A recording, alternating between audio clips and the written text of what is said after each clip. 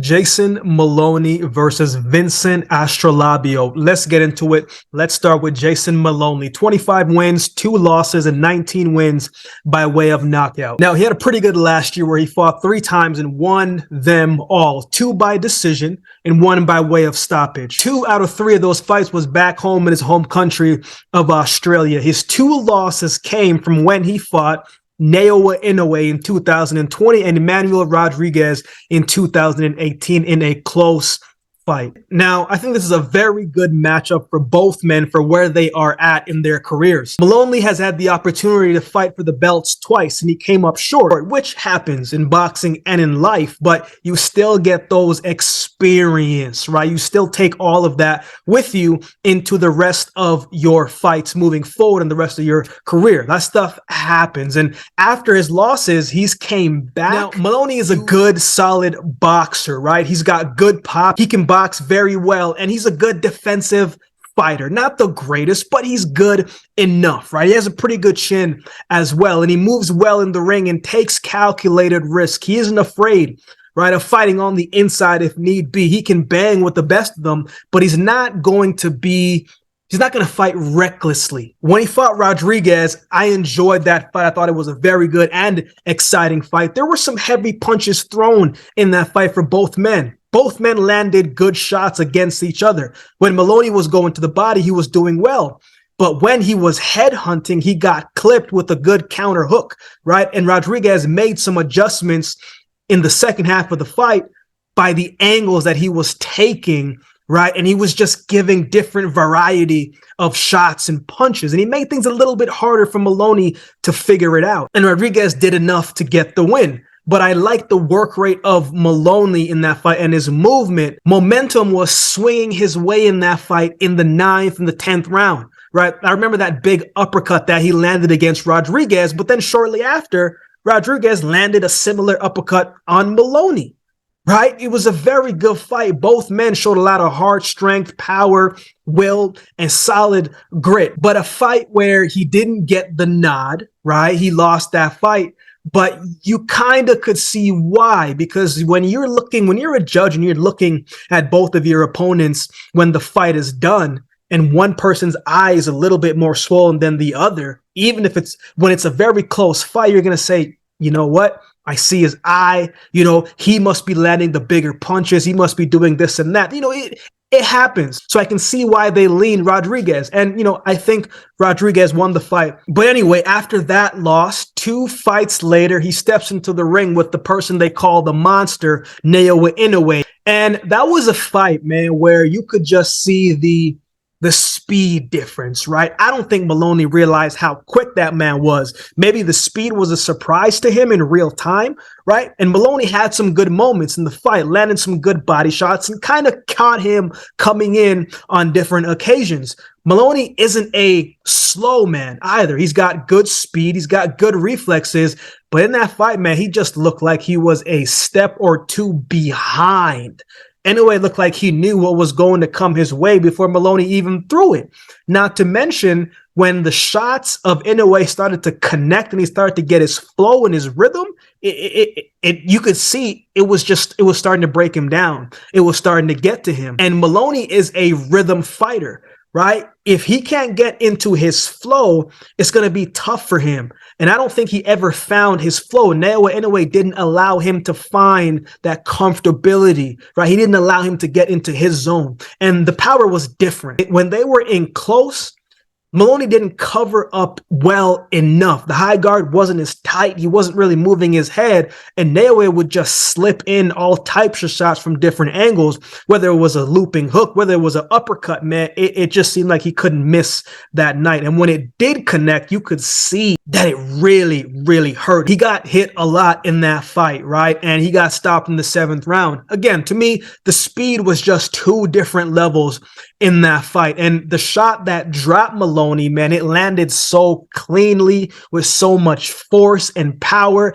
I didn't expect him to get up from that one. If he did get up from that one, I would have been surprised. But after that, he goes on a bit of a run and finds himself back in this position. And I thought in his last fight, he looked pretty good.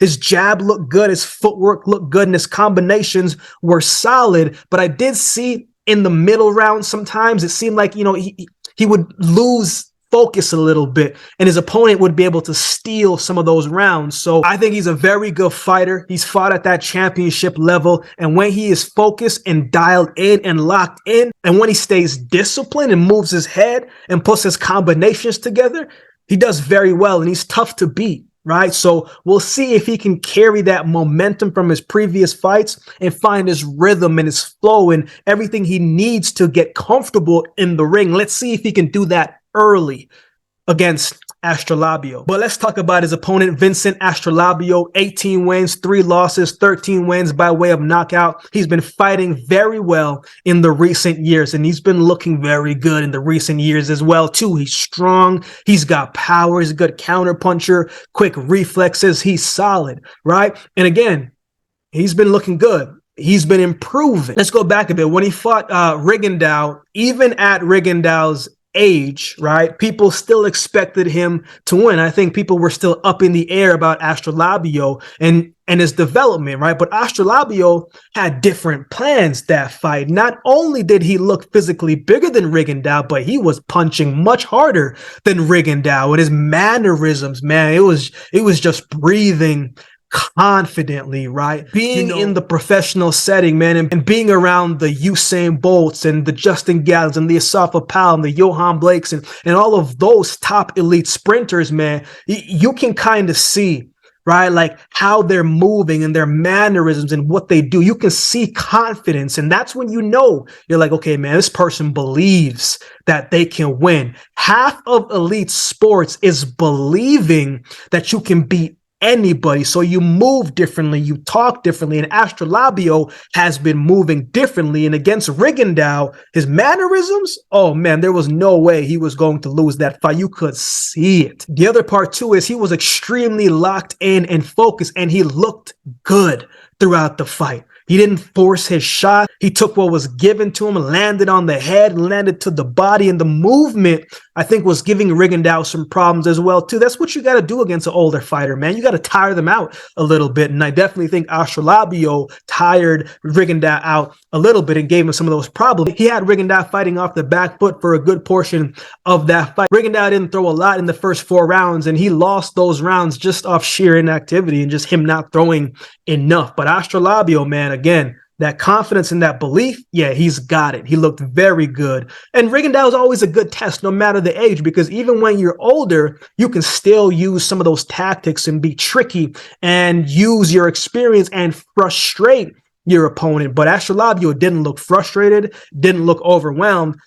He looked like he was just locked in and ready to go. Now, in his most recent fight, man, that was a fight where Astrolabio, that was one of the best that I've seen him from an offensive standpoint. His punches looked snappy, looked powerful, and it looked like he wanted to get the win in a convincing fashion. It looked like he wanted to get the win by way of stoppage because he was sitting down on those punches, right? His opponent was a good, solid fighter. Potapov was a good, solid fighter, and I thought he was the favorite coming in. But man, Astrolabio had that, that simple 1-2 combination that was having a lot of success. He would hit him with a jab, straight hand, then started taking that and going to the body. And the body shots looked like it hurt every time it connected. And that was the shot that ultimately took out his opponent and got him the win, man. It was a very, very good fight. He looked good, right? He imposed his strength and his size. And if this is the type of power and confidence that Astrolabio was bringing into the fight this weekend,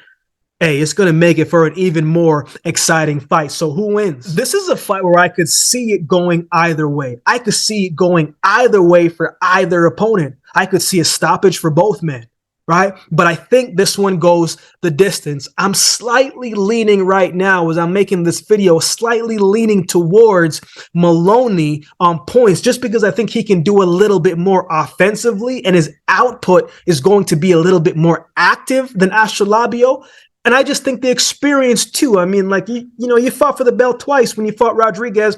And in a way, even though you don't win, you still take those experiences and the level of fighter and competition, right? It leans towards Moloney. And I think that will play a factor in this fight. But at the same time, Astrolabio, man, he is hungry. He's the younger guy, and he's fighting with something to prove. And he has looked very good recently. And that's a dangerous thing for anybody coming into a fight. So again, this is one of those fights, man, where it could go either way. But right now, I'm slightly leaning towards Moloney to win this one by points. But hey, if the odds are right, it might not be such a bad thing to bet a little money on Astrolabio as well too, or both, but I definitely think this goes the distance. What are your thoughts on this fight? Who do you have winning this one? Let me know in the comments section below. If you would like to support the channel, there's a couple ways that you can do so. You can like, comment, share, and subscribe to the channel. If you would like to support by way of donation, you can find options in the description below. Also, my Cash App handle, my social media handles will be on screen as well. Any amount goes towards the growth of this channel and will be greatly appreciated. Recently just started a membership on the channel. I don't always get to do all of the videos you guys suggest in the comments, but if you become a member, then the videos you guys suggest, I will do my best to get those made for you. Or if you would just like to become a member just to support the channel, man, that would be greatly appreciated as well. Shout out to all the members already holding down the membership section. I appreciate each of you. I appreciate everybody that takes the time to like, comment, share, have subscribed, and have watched the videos. So with all that being said, if you've been watching the video this long, do me a favor and subscribe to the channel, and we'll definitely see you next time.